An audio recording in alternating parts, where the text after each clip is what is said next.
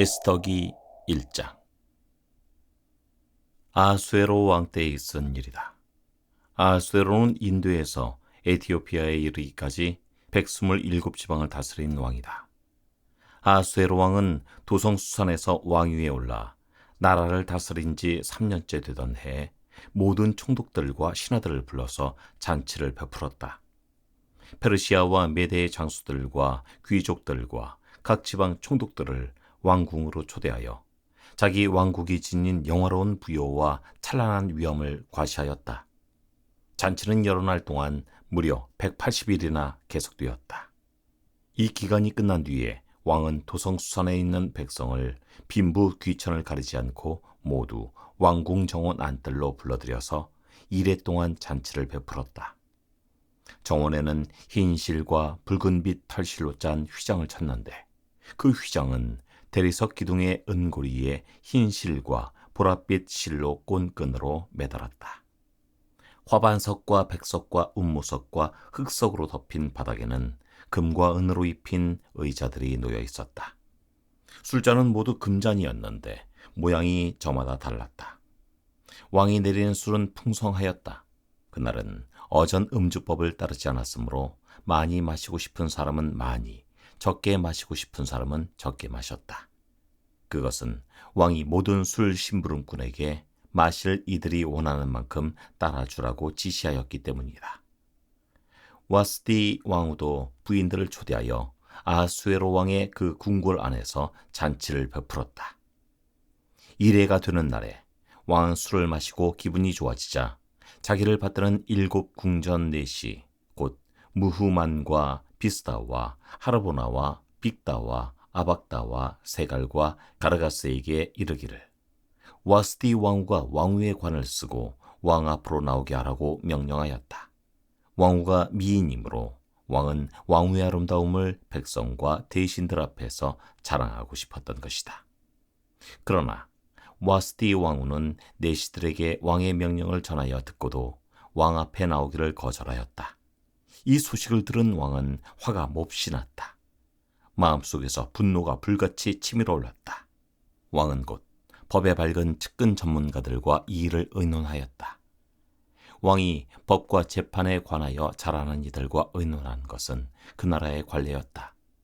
왕 옆에는 가르스나와 세달과 아드마다와 다시스와 베레스와 마르스나와 무무간 등 페르시아와 메대의 7 대신이 있어서 늘 왕과 직접 대면하여 의견을 나누었는데 그들은 나라 안에서 벼슬이 가장 높은 사람들이었다. 내시들을 시켜서 전달한 나 아수에로 왕명을 와스디 왕후가 따르지 않았으니 이를 법대로 하면 어떻게 처리해야 하오? 무무간이 왕과 대신들 앞에서 대답하였다. 와스디 왕후는 임금님께만 잘못을 저지른 것이 아니라 아수에로 왕께서 다스리시는 각 지방에 있는 모든 신하와 백성에게도 잘못을 저질렀습니다. 왕후가 한 이 일은 이제 곧 모든 여인에게 알려질 것입니다. 그렇게 되면 여인들은 아수에로 왕이 와스디 왕후에게 어전에 나오라고 하였는데도 왕후가 나가지 않았다고 하면서 남편들을 업신여기게 될 것입니다. 페르시아와 메대의 귀부인들이 왕후가 한 일을 알게 되면 오늘 당장 임금님의 모든 대신에게도 같은 식으로 대할 것입니다. 그러면 멸시와 분노가 걷잡을 수 없이 되풀이될 것입니다. 그러니 임금님만 좋으시다면 와스디 왕후가 다시는 아수에로 임금님의 어전에 나오지 못하도록 어명을 내리시고 그것을 페르시아와 메대의 법으로 정하여 고치지 못하도록 하셔야 할 줄 압니다. 그리고 왕후의 자리는 그 여인보다 더 훌륭한 다른 사람에게 주시는 것이 마땅하다고 생각합니다. 왕의 칙령이 이 큰 나라 방방곡곡에 선포되면 낮은 사람이고 높은 사람이고 할 것 없이 모든 여인이 저마다 자기 남편에게 정중하게 대할 것입니다. 왕과 대신들은 그의 말이 옳다고 여기고 왕은 즉시 무무간이 말한 대로 시행하였다. 왕은 그가 다스리는 모든 지방에 조서를 내렸다. 지방마다 그 지방에서 쓰는 글로 백성마다 그 백성이 쓰는 말로 조서를 내려서 남편이 자기 집을 주관하여야 하며 남편이 쓰는 말이 그 가정에서 쓰는 일상 언어가 되어야 한다. 고 선포하였다. 에스더기 2장. 이런 일이 있은 지 얼마 뒤에 아수에로 왕은 분노가 가라앉자 와스디 왕후가 생각나고 왕후가 저지른 일과 그리고 그것 때문에 자기가 조서까지 내린 일이 마음에 걸렸다. 왕을 받드는 젊은이들이 이것을 알고 왕에게 말하였다. 임금님을 모실 아리따고 젊은 처녀들을 찾아보게 하시는 것이 좋겠습니다. 임금님께서 다스리시는 각 지방의 관리를 임명하시고 아리따고 젊은 처녀들을 뽑아서 도성 수산으로 데려오게 하시고 후궁을 불러다가 궁녀를 돌보는 내시 해계에게 맡기시고 그들이 몸을 가꿀 화장품을 내리십시오. 그리하신 뒤에 임금님 마음에 드는 처녀를 와스티 대신에 왕으로 삼심이 좋을 듯합니다. 왕은 그 제안이 마음에 들어서 그대로 하였다. 그때 도성 수산에는 모르드게라고 하는 유다 남자가 있었다. 그는 베냐민 지파 사람으로서 아버지는 야일이고 할아버지는 시므이이고 증조부는 기스이다. 그는 바빌론 왕 느부갓네살이 예루살렘에서 유다 왕 여고냐와 그의 백성을 포로로 끌고 왔을 때 함께 잡혀온 사람이다. 모르드게에게는 하닷사라고 하는 사촌 누이 동생이 있었다. 이름은 에스더라고도 하는데 일찍 부모를 여의었으므로 모르드게가 데려다가 길렀다. 에스더는 몸매도 아름답고 얼굴도 예뻤다. 에스더가 부모를 여의었을 때 모르드게가 그를 딸로 삼았다. 왕이 내린 명령과 조서가 공포되니 관리들은 처녀를 많이 뽑아서 도성 수산으로 보내고 해게가 그들을 맡아 돌보았다. 에스더도 뽑혀서 왕궁으로 들어가 궁녀를 맡아보는 해게에게로 갔다. 해게는 에스더를 좋게 보고 남다른 대우를 하며 곧바로 에스더에게 화장품과 특별한 음식을 주었다.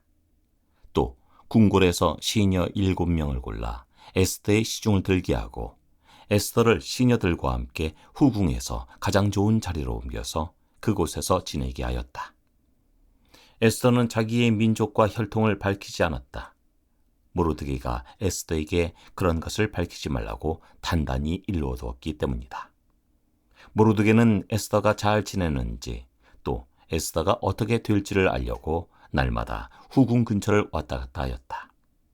처녀들은 아하수에로 왕 앞에 차례대로 나아갈 때까지 정해진 미용법에 따라서 12달 동안 몸을 가꾸었다. 처음 6달 동안은 몰약 기름으로, 다음 6달 동안은 향유와 여러 가지 여성용 화장품으로 몸을 가꾸었다. 처녀가 왕 앞에 나아갈 때에는 원하는 것은 무엇이든지 다 주어서 후궁에서 대궐로 가지고 가게 하였다. 저녁에 대궐로 들어간 처녀가 이튿날 아침에 나오면 후궁들을 맡아보는 왕의 내시 시아스가스가 별궁으로 데리고 왔다. 왕이 그를 좋아하여 특별히 지명하여 부르지 않으면 다시는 왕 앞에 나아갈 수 없었다. 드디어 모르드게의 삼촌 아비하일의 딸, 곧 모르드게가 자기의 딸로 삼은 에스더가 왕에게 나아갈 차례가 되었다. 에스더는 궁녀를 돌보는 왕의 넷이 해게가 하라는 대로만 단장을 하였을 뿐이고 다른 꾸미개는 요구하지 않았다. 그런데도 에스더는 누가 보아도 아리따웠다. 그가 아하수에로 왕의 침전으로 불려 들어간 것은 아하수에로가 다스린 지 7년째 되는 해 10째 달 곧 데베돌이었다. 왕은 에스더를 다른 궁녀들보다 더 사랑하였다. 에스더는 모든 처녀들을 제치고 왕의 귀여움과 사랑을 독차지하였다. 드디어 왕은 에스더의 머리에 관을 씌우고 와스티를 대신하여 왕으로 삼았다. 왕은 에스더를 위하여 큰 잔치를 베풀고 대신들과 신하들을 다 초대하였으며 전국 각 지방에 세금을 면제하여 주고 왕의 이름으로 여러 가지 상을 푸짐하게 내렸다. 처녀들이 두 번째로 소집된 일이 있는데 그때 모르드게는 대궐에서 일을 맡아보고 있었다. 에스더는 자기의 혈통과 민족에 관해서는 모르드게가 시킨 대로 입을 다물었다. 에스더는 모르드게의 스라에 있을 때에도 모르드게가 하는 말은 늘 그대로 지켰다. 모르드게가 대궐문에서 근무하고 있을 때 문을 지키는 왕의 두 내시 빅단과 데레스가 원한을 품고 아수에로 왕을 죽이려는 음모를 꾸몄다. 그 음모를 알게 된 모르드게는 에스더 왕후에게 이 사실을 알리고 또 에스더는 그것을 모르드게가 일러주었다고 하면서 왕에게 말하였다. 사실을 조사해 보고 음모가 밝혀지니 두 사람을 나무에 매달아 죽였다. 이런 사실은 왕이 보는 앞에서 궁중실록에 기록되었다. 에스더기 3장. 이런 일들이 있은 지 얼마 뒤에 아수에로 왕은 아각 사람 함므다다의 아들 하만을 등용하여 큰 벼슬을 주고 다른 대신들보다 더 높은 자리에 앉혔다. 대궐문에서 근무하는 신하들은 하만이 드나들 때마다 모두 꿇어 엎드려 절을 하였다. 하만을 그렇게 대우하라는 왕의 명령이 있었기 때문이다. 그러나 모르드게는 무릎을 꿇지도 않고 절을 하지도 않았다. 모르드게가 그렇게 하니 대궐문에서 근무하는 왕의 신하들이 모르드게를 나무랐다. 어찌하여 왕의 명령을 지키지 않소? 그들은 날마다 모르드게를 타일렀으나 모르드게는 그들의 말을 듣지 않았다. 마침내 그들은 하만에게 이런 사실을 알렸다. 그들은 모르드게가 스스로 유다 사람이라고 말한 적이 있으므로 그의 그런 행동이 언제까지 용납될 수 있는지 두고 볼 셈이었다. 하만은 모르드게가 정말로 자기에게 무릎을 꿇지도 않고 자기에게 절도 하지 않는 것을 보고 화가 잔뜩 치밀어 올랐다. 더욱이 모르드게가 어느 민족인지를 알고서는 하만은 모르드게 한 사람만을 죽이는 것은 너무 가볍다고 생각하였다.